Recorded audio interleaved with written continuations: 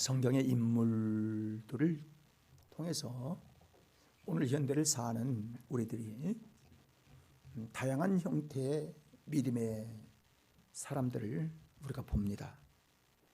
그래서 믿음의 조상 아브라함부터 시작된 그 이전에, 또 창세기 이전에 1대부터 10대까지, 또 20대에서 30대까지, 그 후로 많은 사람들, 사사들 또는 선지자들, 소선자, 대선지자, 그리고 믿음의 마태복음이나 또 히브리서 12장에 나오는 믿음의 사람들, 이 모든 역사들을 보면서요, 하나님을 섬기는 사람들의 발자취는 어떠한가, 그리고 하나님을 섬기는 사람의 발자취는 하나님께서 언제 어떤 삶을 받으시고 어떤 삶에 대해서는 하나님이 어떤 반응을 하시는가, 이것들을 우리가 연구해 보면요, 그러니까 이 믿음의 인물들이 우리에게 주는 이 귀한 교훈이 얼마나 귀하고, 우리의 발자취를, 여러분 그렇잖아요, 먼저 간 사람들의 그 발자취를 보면 그 발자취를 다시 따라가기가 쉬워요. 그러나 우리가 처음에 예수를 믿는다면요, 이 발자취를 보지 못하기 때문에 어떤 게 진짜인가, 어떻게 신앙생활에 올바른가, 이 때로는 갈팡질팡하는 거예요. 그러나 우리 믿음의 선진들의 발자취를 우리가 봄으로 인해서 우리의 현재와 우리의 미래에 대한 우리의 믿음의 방향, 그리고 내비게이션 같은 이런 하나님이 우리에게 제시한 나침판의 역사를 말씀 가운데 볼 수 있는 아주 귀한 유익을 주는 겁니다. 그래서 우리 믿음의 선진들의 인물사를 통하여 우리가 교훈을 받고, 그리고 가르침을 받아서, 아, 이때 이렇게 하는 거야, 이럴 때는 이렇게 해야 되는구나, 하나님께서 우리에게 이렇게 하라 하면 어떻게 가야 되는가, 이 부분들을요 우리가 세세히 잘 교훈을 받을 수 있어서 그 인물사를 통해서 우리에게 주시는 하나님의 그 발자취가 대단히 유익을 줄 수 있는 거예요. 오전에도 잠깐 나온 요나에 대한 말씀을 오늘 전하기를 원하는데, 니느웨의 성을 회개시킨 요나는요, 그 뭐 하나님의 주권 때문에요. 사실은 이 그냥 요나는 쓰임 받기만 한 것이고, 쓰임 받지 않으려고 그 했다가 할 수 없어서 쓰임 받을 수밖에 없는 그런 사람이었습니다. 여러분, 니느웨의 성은요, 니느웨의 성은 굉장히 큰 성입니다. 3일길을 이렇게 돌 만큼 큰 성이기 때문에 거기에는 좌나 우로나 분별하지 못한, 즉 이게 참길인지 이게 옳은 길인지 이게 가짜인지 이걸 분별을 못하네. 다시 말하면 눈은 떴는데 소경이에요. 눈은 떴는데 영적 눈이 감겨서 이게 진짜 옳은 길인지 이게 진짜 옳은 길인지. 여러분, 우리가 그랬잖아요. 옛날에 우리 대한민국 사람들이요, 아주 샤머니즘적인 것들이 굉장히 많아가지고 강에서도 빌고 뭐 장독에서도 빌고 뭐 산 밑에서도 빌고, 이런 게 얼마나 많이 있었어요. 찬물 떠다 놓고 비는 거, 이거 뭐 보통 일이고요. 이게 좌우를 분별하지 못하는 거예요.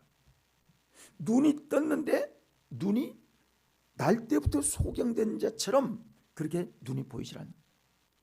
그런데 요한복음 9장에 보면 날 때부터 소경된 자의 기적이 예수님께서 고쳐주심으로 나오게 되는데요, 그때 보면 이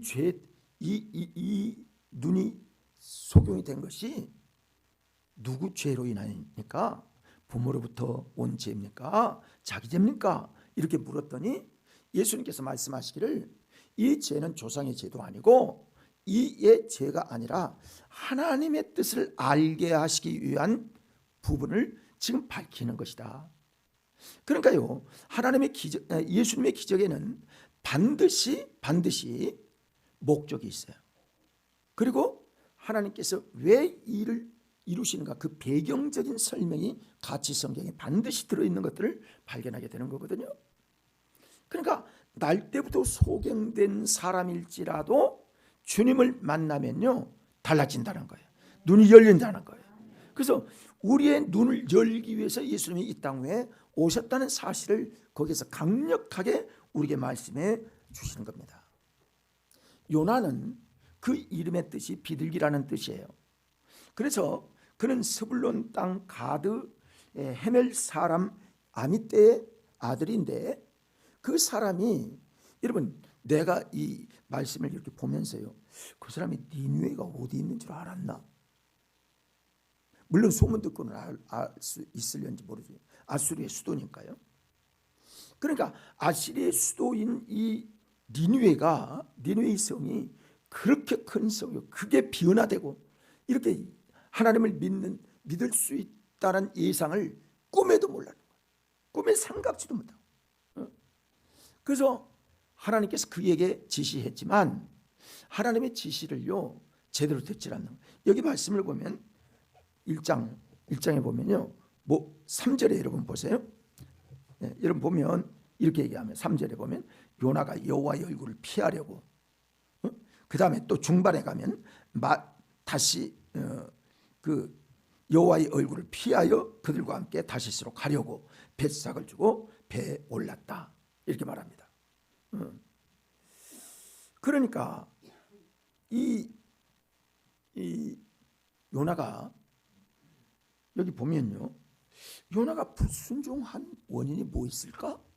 왜 하나님의 말씀이 불순종이 될까?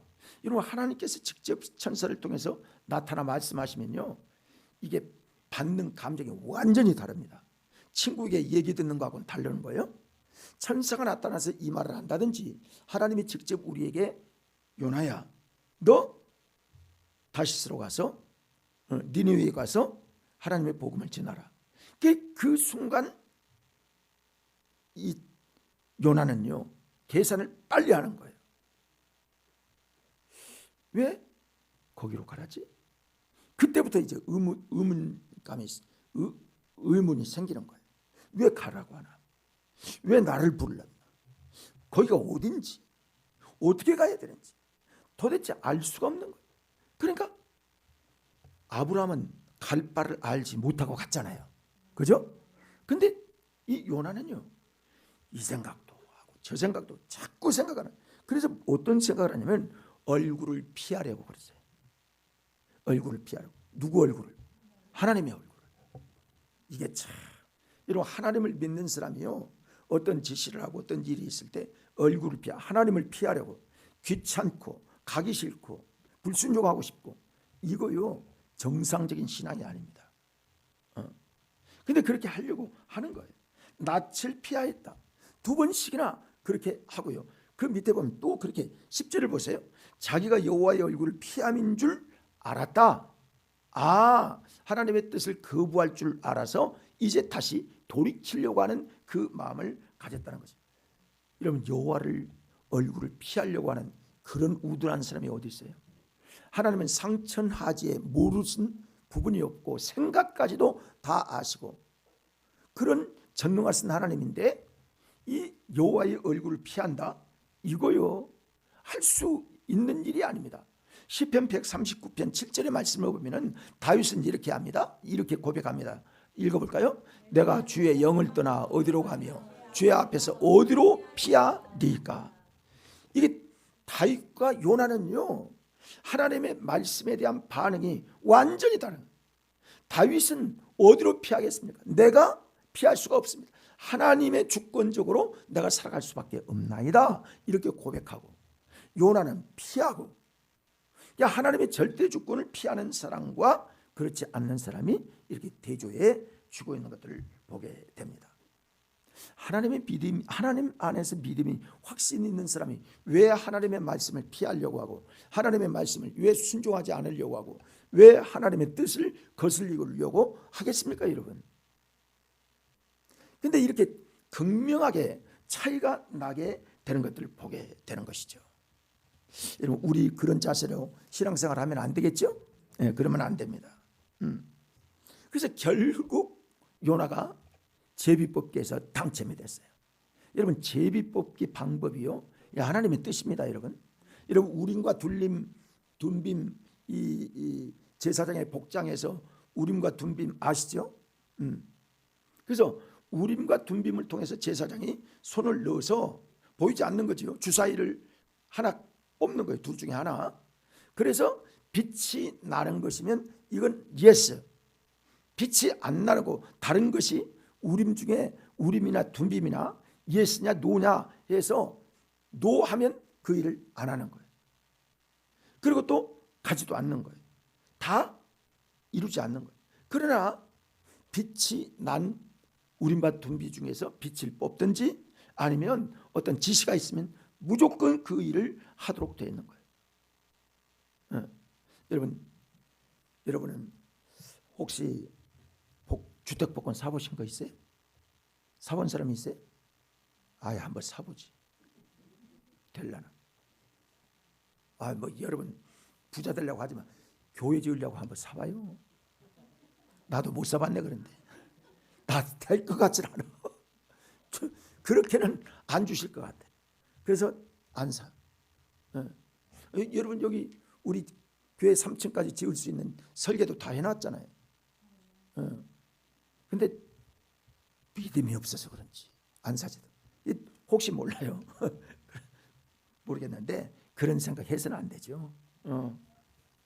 우리가 무슨 건물을 꼭 지어야 교회고 그렇습니까? 그런 건 아니죠. 그렇습니다. 하나님은 그래서 요나를 통해서 이제 물고기 배에 들어갔고 당첨됐고 그리고 그를 던져서 물속에 빠졌어요. 큰 물고기가 고래인 것처럼 많은 사람들이 얘기하죠. 고래가 그냥 입을 벌려가지고 확 빨아들이니까 요나가 거기에 들어간 거죠. 근데 여러분 이 니느웨는요 어떤 물가가 아닙니다. 이 도시예요. 그래서 초승달 지역 가나안을 중심으로 해서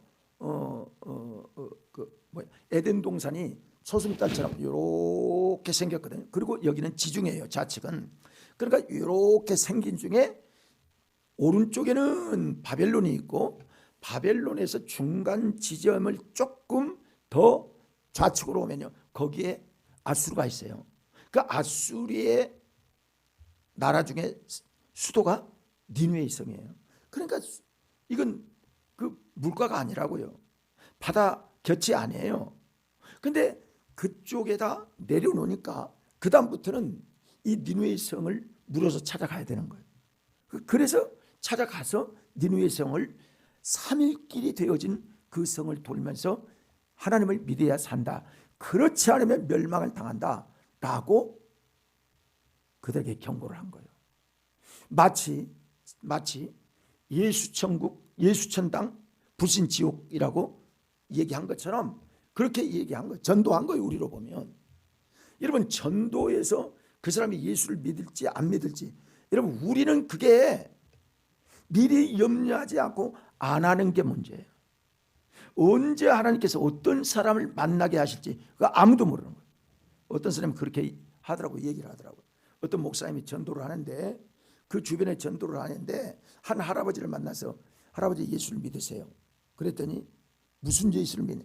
아니 지금까지 예수 믿으라는 그 전도를 안 들어보셨나요? 그랬더니 할아버지가 놀라면서 그런 얘기 당신에게 처음 듣는다고 하더래요. 그러면 여러분 50년부터 살았다고 합시다. 그 지역에서. 그러면 50년 살았으면 20살 때부터 70세까지 살았으면 50년 동안 한 번도 전도를 해본 사람이 없었다는 거예요. 그래서 그 목사님이 뭐라고 하냐면 할아버지 죄송해요. 자기가 죄송할 게 뭐 있죠. 그런데 한 번도 전도를 안 해본 이 일에 대해서 자기가 죄송한 마음이 하나님 앞에 들어서 할아버지한테 할아버지 죄송합니다. 내가 지금이라도 복음을 전하니까 예수 믿고 구원 받으세요. 이렇게 얘기했다는 거예요. 여러분 혹시 지금이라도 여러분의 주변에서 전도를 나는 한 번도 하지 않아도 돼. 나는 전도 안 하는 사람이야. 전도할 것도 없어. 전도의 사명이 없고 전도할 순종이 지금까지 없어. 회개해야 합니다. 따라합시다. 전도 안 하면 회개한다. 여러분 죄입니다 이거. 내 가족에게도 한 번도 얘기 안 한다? 어떻게 구원시켜요? 전한 사람이 있어야 전 복음을 듣고 구원을 이루어야 될 거 아니에요? 우리가 다 그렇게 구원받은 사람들 아닙니까? 이 요나는요 그 생각을 안 하는 거예요. 뭐 니느웨가 구원을 받든지 말든지 전혀 하나님의 뜻을 생각지 않은 거죠. 하나님이 설마 그렇게 하겠어? 아유 저 적군인데 뭐 그러겠어? 그런 거예요. 근데 하나님은 그 역사를 구원의 역사로 이루시는 놀라운 역사를 보게 됩니다. 그러면서 말하기를요 구원은 하나님께 속하였다 그렇게 말하는. 우리 따라합시다. 구원은 하나님께 속하였다. 언제 어떤 일이 일어날지 몰라요. 하나님의 역사예요. 하나님의 역사. 그래서 요나는요 물고기 뱃속에서 그때 죽을 때 되니까 감사기 들어가는 거예요. 감사기 들어가는 거예요.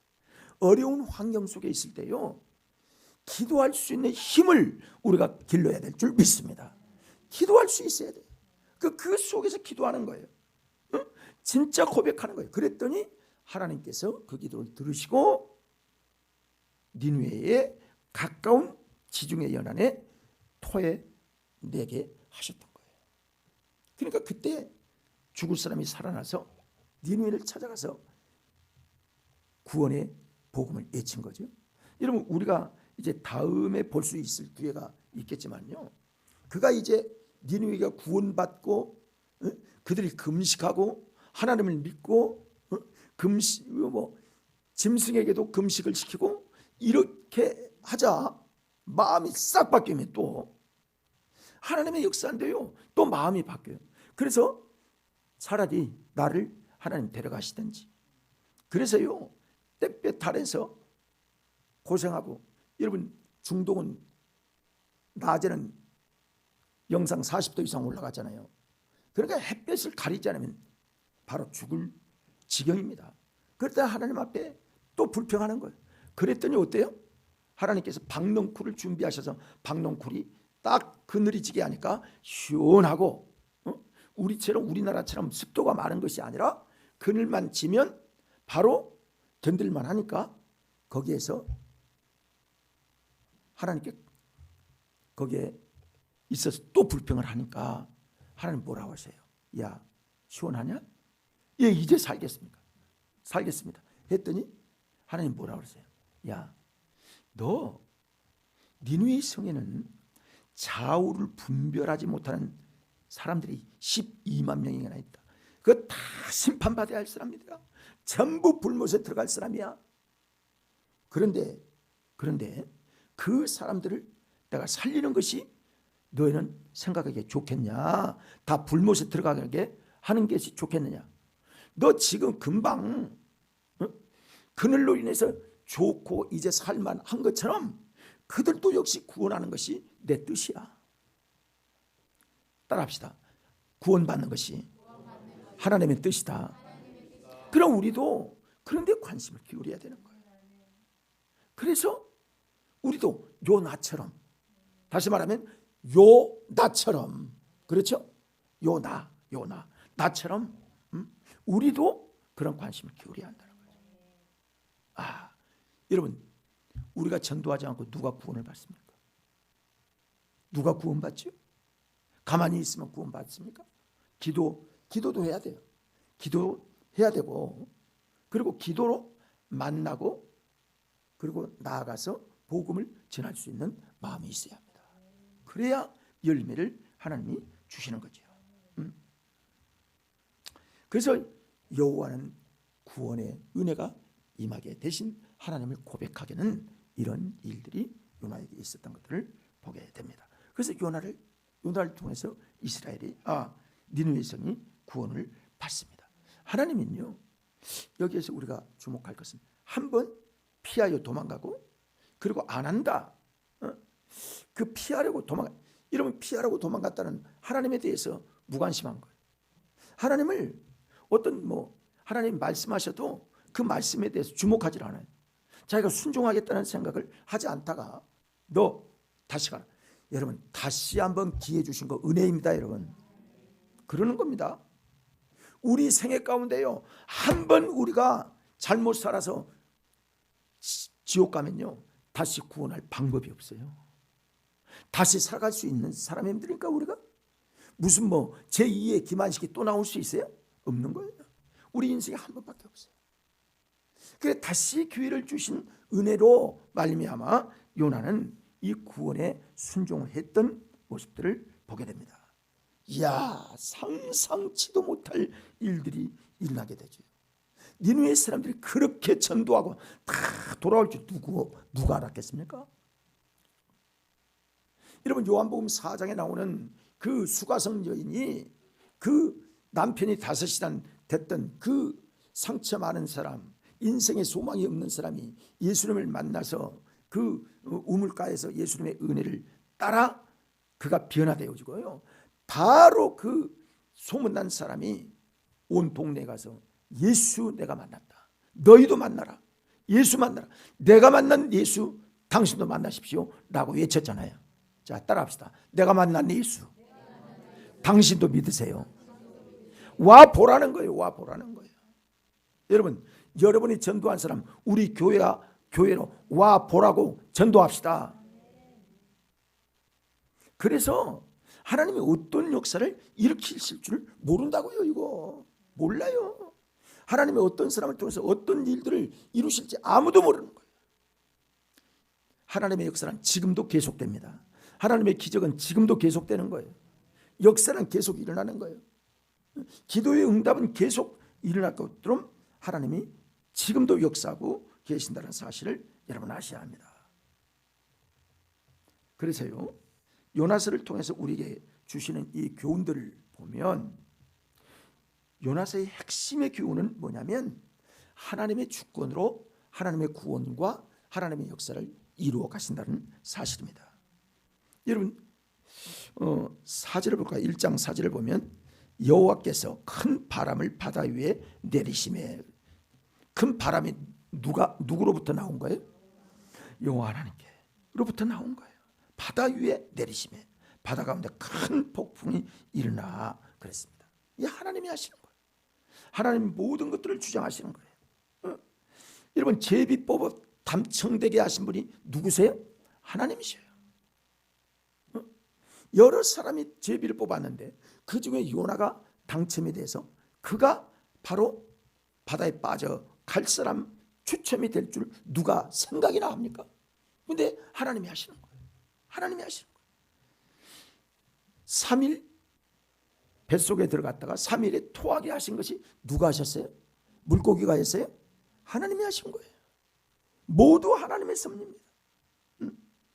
모든 것들이 하나님의 역사예요. 하나님의 은혜입니다. 여러분, 우리가 하나님의 은혜로 구원받았으면 하나님께서 우리의 인생을 지도해 가시는 줄 믿습니다.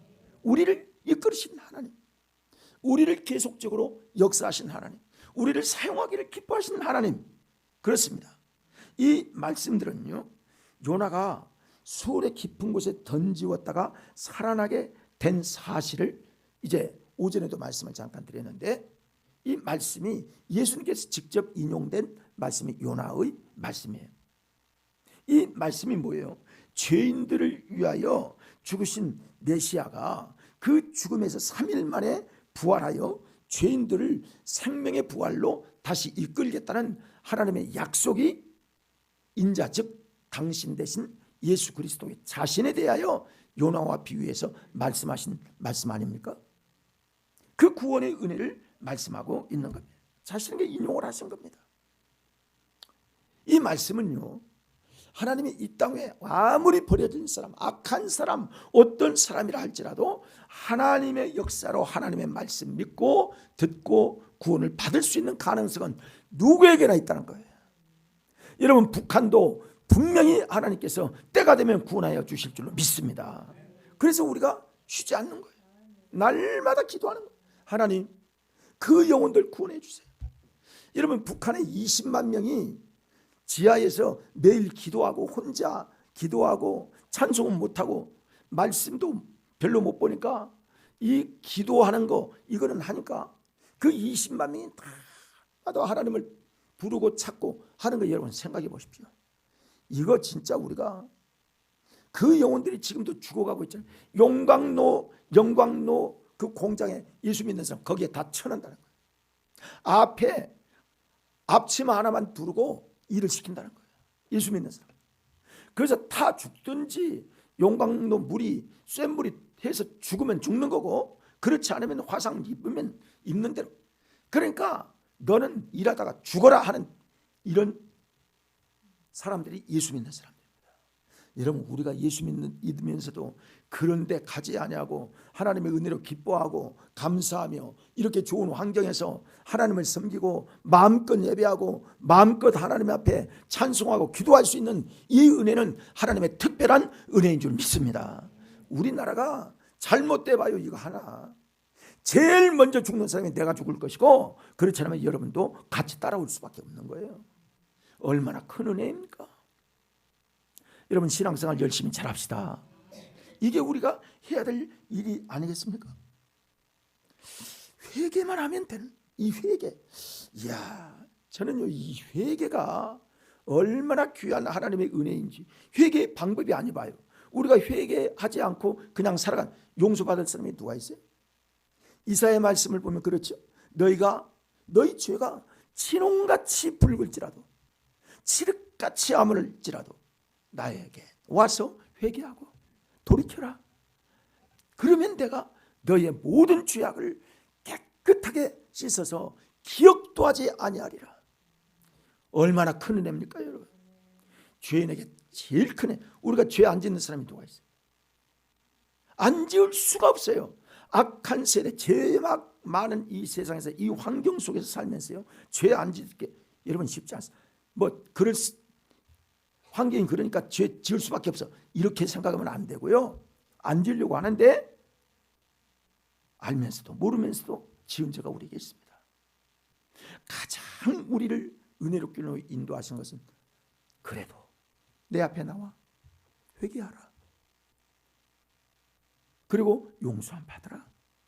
그리고 우리를 다시 우리의 죄악을 깨끗하게 분필로 쓴 거 지우개로 지워버리면 보이지 않듯이 하나님께서 그런 은혜를 우리에게 주시기 때문에 하나님께 담대히 나갈 수 있는 것이지, 그렇지 않으면 그 은혜가 아니면 우리가 어떻게 믿음을 유지할 수 있겠습니까? 그렇습니다. 하나님의 은혜와 그리고 구원의 은혜를 우리에게 베푸실 하나님의 은혜가 우리에게 임하게 된 것이죠. 요나 자신이 회개함으로 용서함 받고 선지자의 사명을 다 했던 것이죠.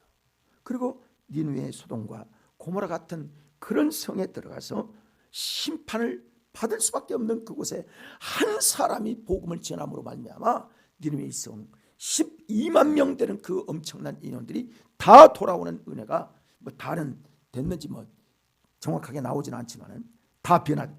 짐승까지도 금식을 시켰으니 뭐 사람들이 안 시킬 사람이 어디 있겠어요. 그렇게 해서 니느웨 성이 멸망을 받고 소돔과 고모라와 같은 그런 나라가 될 수밖에 없었는데 변화가 되었다는 거예요. 여러분, 우리나라 그런 나라 되었으면 좋겠습니다. 얼마나 귀한 은혜이겠습니까? 그래서 마태복음 12장 40절의 말씀을 보면 그렇게 말씀합니다. 같이 읽어봅니다. 요나가 밤낮 사흘 동안 큰 물고기 뱃속에 있었던 것 같이 인자도 밤낮 사흘 동안 땅속에 있으리라. 구원의 은혜를 인자 되신 우리 주 예수 그리스도의 십자가의 사건과 연결시켜서 영적 재해석을 할 수 있도록 하신 겁니다. 그래서 우리에게 이 구원의 은혜가 이렇게 귀한 것이구나. 요나를 통해서 구약을 설명하시고 그 다음에 신약을 통해서 재해석하심으로 이것들을 통해서 구약과 신약의 연결이 예수 그리스도의 십자가로 완성되어지는 이 역사를 우리에게 보여주고 있는 것입니다. 한 사람의 순종이 이렇게 귀한 거예요. 여러분, 우리도 순종의 사람 되었으면 좋겠습니다. 그래야 합니다. 그래야만 하나님이 이 민족을 통해서 전 세계의 아름다운 역사를 이루게 되어지게 되기 때문에 그렇습니다. 누님과 제가 몇 군데 이렇게 잠깐 여행을 하면서요, 누님이 그러시더라고요. 한국을 와보니까 우리나라가 너무너무 발전이 돼가지고 너무 좋고, 그런데 어디를 가보고 그 코스트코를 우리가 가봤거든요. 가보고 그 다음에 여기 어디야, 단홍을 가보니까 단홍 물건들이요.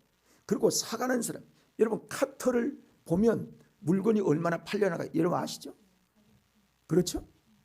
코스트코를 가보면요, 코스트코 그 카터가 제일 커요. 제일 커요. 가득 담는 거예요. 그거 끌고, 그거 물건값이 얼마나 된 줄 알아요? 내가 계산해도 100만 원이 넘습니다. 그거. 대충 계산 100만 원. 한 번 시장 와서 100만 원어치 이렇게 끌고 다니. 제가 봐도 그랬는데요, 누님이 놀래가지고, 야 동생, 선진국보다 한국이 더 잘 사는 것 같다. 할렐루야. 하나님의 축복이죠.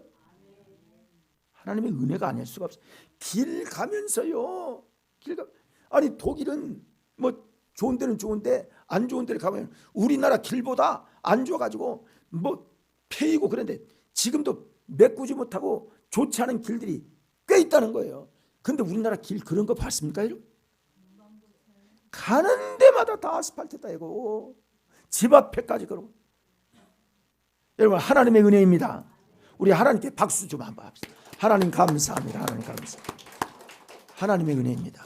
다 하나님의 은혜입니다. 얼마나 감사하죠. 이 감사가요, 이건 일평생 우리가 감사도 감사할 수 없어요. 그런데 불평을 해요. 근데 신앙을 나오느니 마느니, 교회를 나오느니 마느니 어쩌고 저쩌고. 여러분 뭐 이게 그러면 되겠습니까? 하나님의 순종으로 이렇게 엄청난 역사를 이루셨던 하나님, 우리 한 사람 한 사람이 하나님께 쓰임받고 순종할 때 어떤 역사를 이루시는가를 오늘 요나스를 통해서 우리에게 보여주고 있어요. 우리 모두 다 힘을 냅시다. 그리고 하나님의 뜻대로 사는 귀한 믿음의 후손들이 되어지는 우리 되기를 간절히 소망합니다. 기도합니다.